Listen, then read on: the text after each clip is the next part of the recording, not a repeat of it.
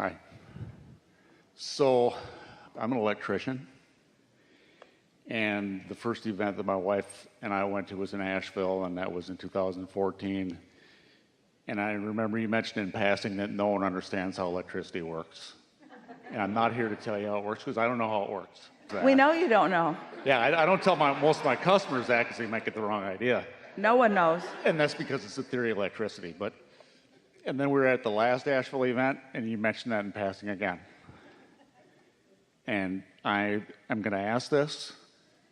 I'm not saying I'm going to be able to understand it when you give me an answer, but I'm just really curious. I wanted to ask this question. How does electricity work?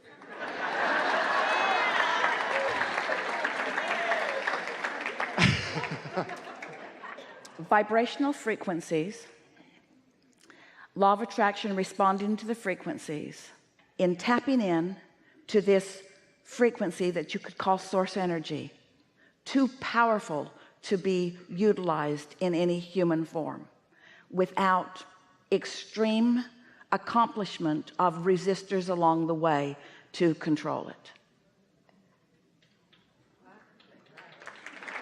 Now, most any electrician would say, well, I knew that. That part was easy, but we're talking about the producing of it, the atmospheric conditions that produce it. We're talking about how it's sourced from the atmosphere, how it's gleaned from the vibrational environment. That's the part. It's the production of the current that is then received and harnessed. Not too hard to figure out how to harness it. Right, exactly. That's theory, really. And that's why it's stable. You've got it paired way